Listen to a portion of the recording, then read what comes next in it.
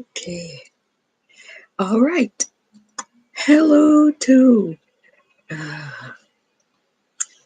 regular subscribers and new people coming on board. Pat Storyteller here, reading from one of the columns that are in my ebook in through a colored lens. And uh, just to be timely, it's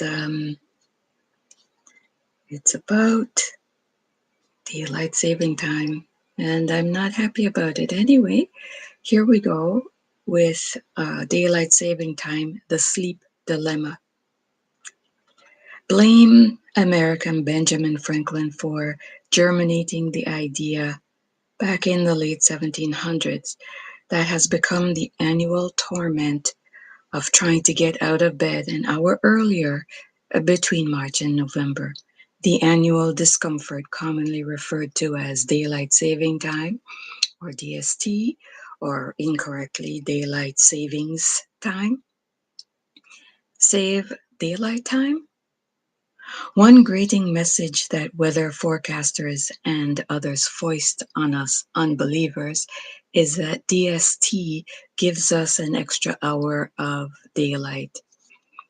That man has done what God has not is truly a miracle, since to add an extra hour of daylight is to go beyond the current parameters of nature. In fact, we experience greater hours of sunlight as a result of the rotational relationship between the sun and the earth. More precisely, because the tilt of the earth as it moves around the sun results in greater exposure to the sun at certain times over the course of a 12-month period.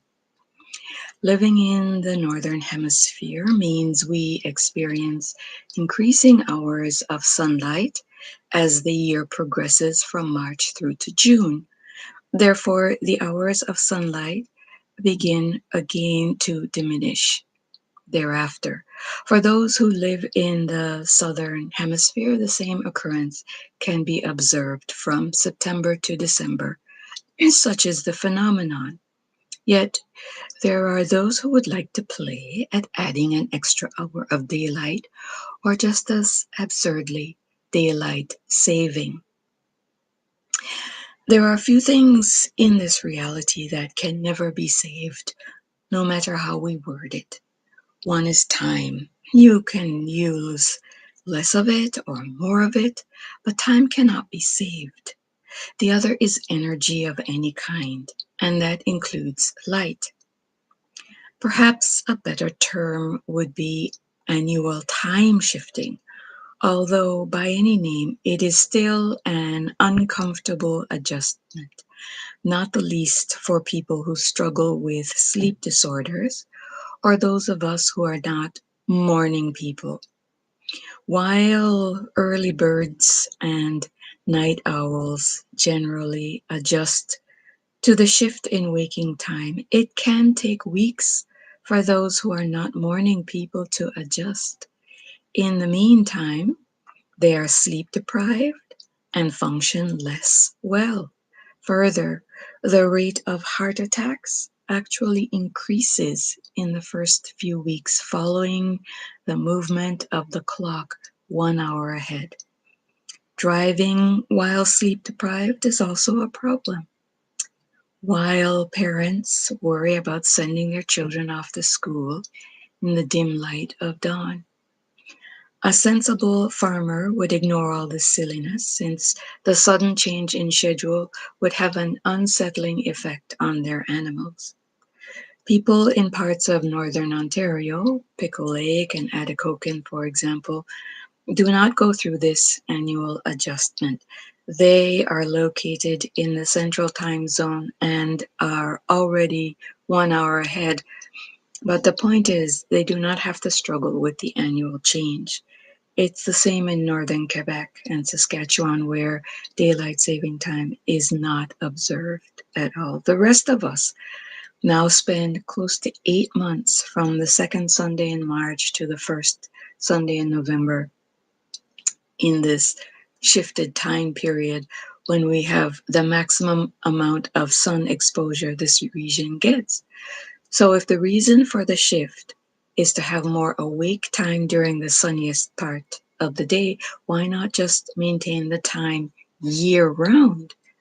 Historically, it was the business sector that advocated for this change. Well, as the saying goes, what's good for business is bad for people, and vice versa. So I'm not against a change in time, but just let's just pick a time zone and stick with it, please, please, please. It's too physically traumatizing to keep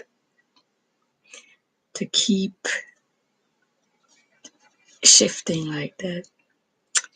Anyway, thank you all for coming by and listening in, and I'd be interested to hear your comments on how you're experiencing your daylight saving time shift. Are you a quick adjuster, or does it take you the whole shifting period? We really spend more months in the shift than in our normal time zone, and there have been advocates for change, but it hasn't happened yet. But we continue to hope that sensibleness will finally uh, take effect. Thanks for dropping by.